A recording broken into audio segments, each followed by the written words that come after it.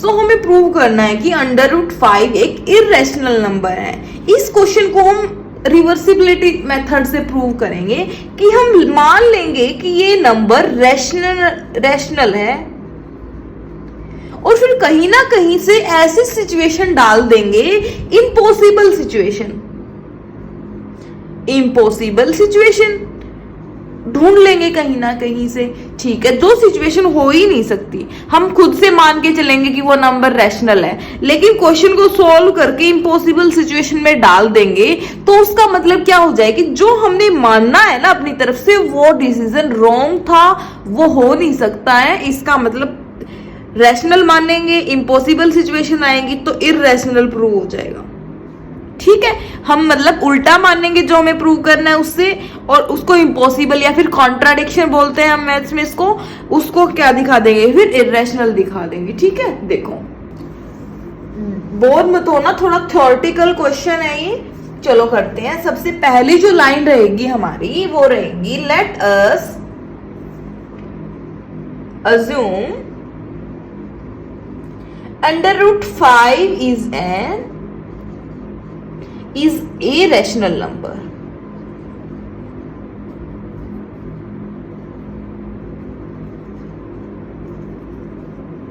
पहला स्टेप क्या था, इसको रैशनल नंबर मानना। अगर ये रैशनल नंबर है तो जैसा कि अभी हमने सीखा है कि ये रैशनल नंबर है तो इसको p/q की फॉर्म में हम लिख सकते हैं। ठीक है, p/q की फॉर्म में लिख सकते हैं। Also where p and q are coprime, अभी पढ़ा है तो हमने। p and q कैसे नंबर हैं, को प्राइम नंबर्स हैं। ठीक है, q इधर डिविजिबल में है तो इधर आके क्या हो जाएंगे, मल्टीप्लीकेशन में हो जाएगा। ठीक है, इसको उधर ले आओ, q √5 इक्वल टू p।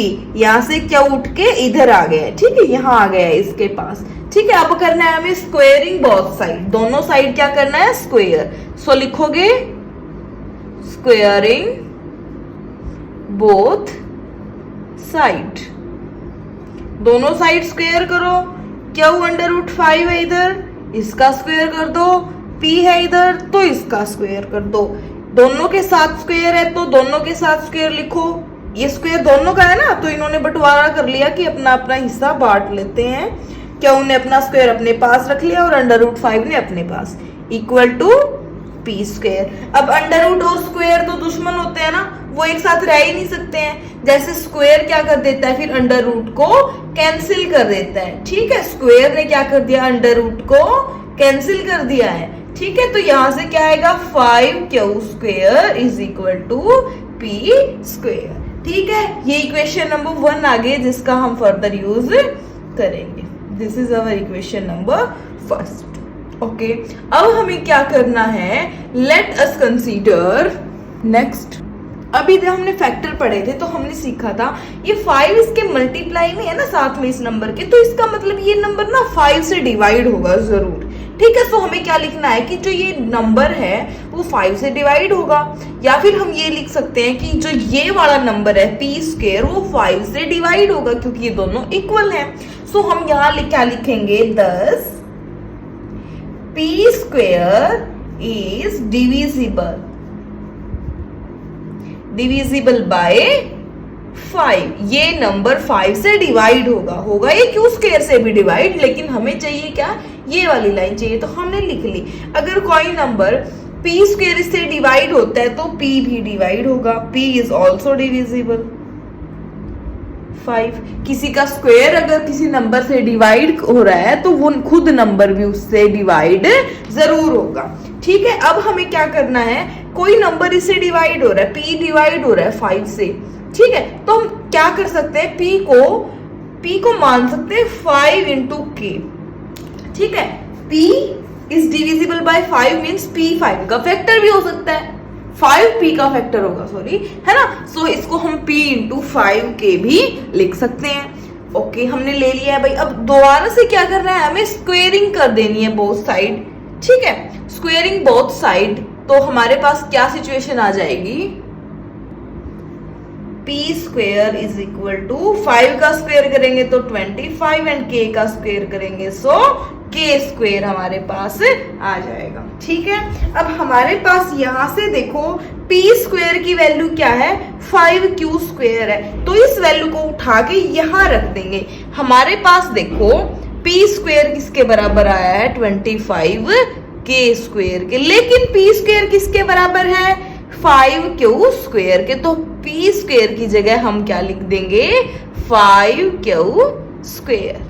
ठीक है, इतना क्लियर है। अब देखो यहाँ 5 है, यहाँ 25, 5 1 जा 5 एंड 5 5 जा 25, यहां से क्या आएगा q square is equal to 5k square.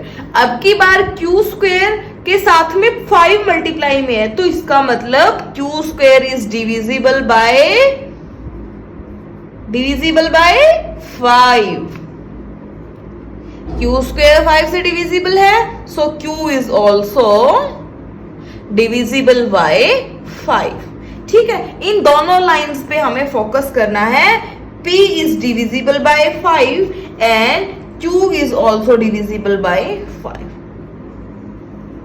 इसका मतलब क्या है p और q दोनों डिवाइड हो रहे हैं 5 से, होते हैं, इसका मतलब तो यही हुआ।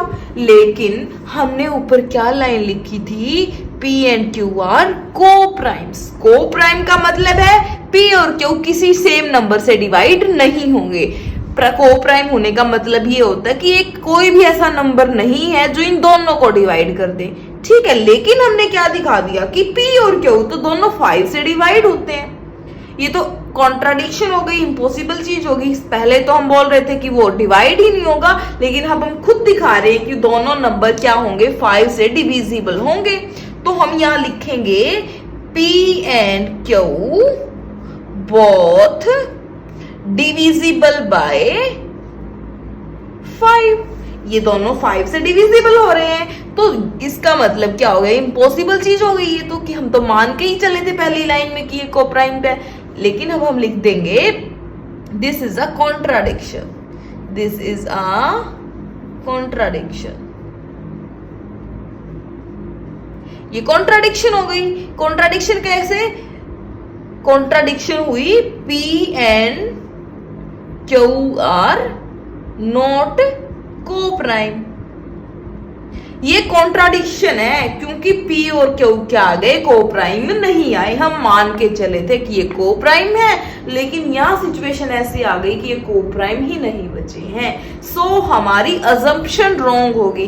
कॉन्ट्राडिक्शन जहां आ जाती है वहां अजम्पशन रॉन्ग हो जाती है, अजम्पशन रॉन्ग हो जाएगी। हम इसमें 1-2 लाइन और ऐड करेंगे। हमारे पास स्पेस कम है तो हम थोड़ा सा स्पेस बना लेते हैं, इधर साइड में लिख देते हैं हम। जो लास्ट में हमें क्या लाइन लिखनी है, p एंड कॉन्ट्राडिक्शन हो गई है, कॉन्ट्राडिक्शन वाली लाइन के बाद लिखोगे आवर अजम्पशन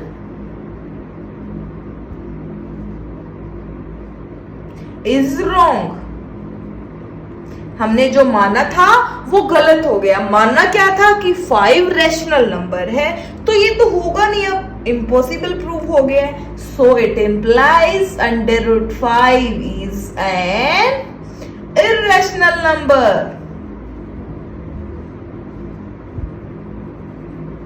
Hence proved।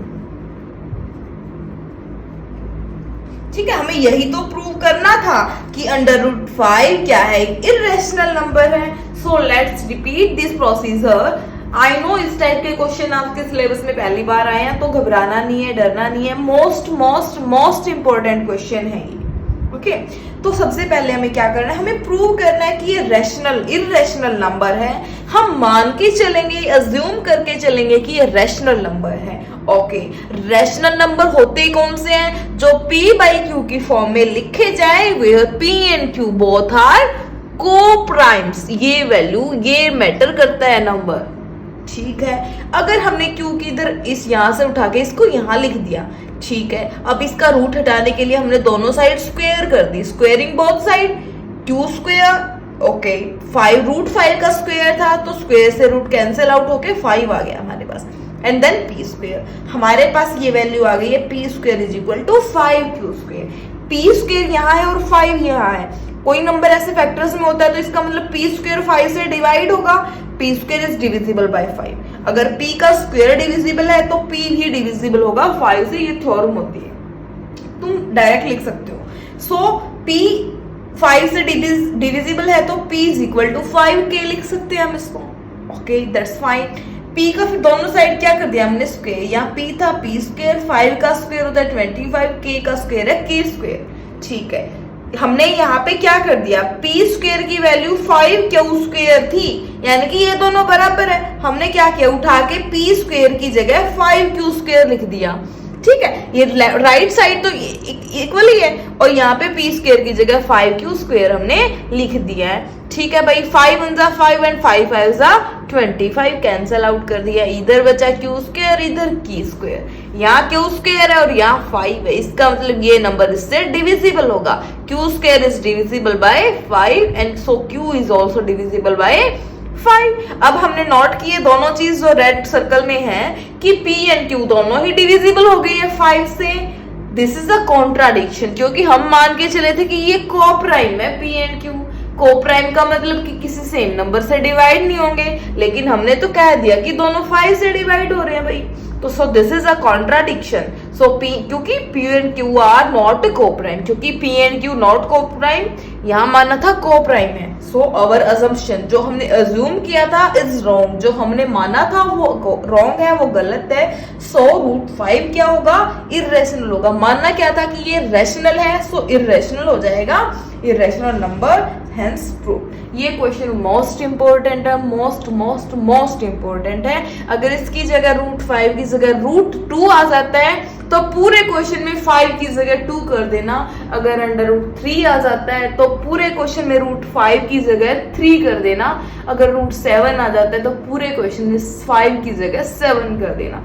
बहुत ज्यादा इंपॉर्टेंट क्वेश्चन है। ओके, अगर कहीं कोई डाउट है, नेक्स्ट क्वेश्चन हम नेक्स्ट लेक्चर में करेंगे, इसमें कहीं कोई डाउट है तो आप मेरे से पूछ सकते हो। ओके।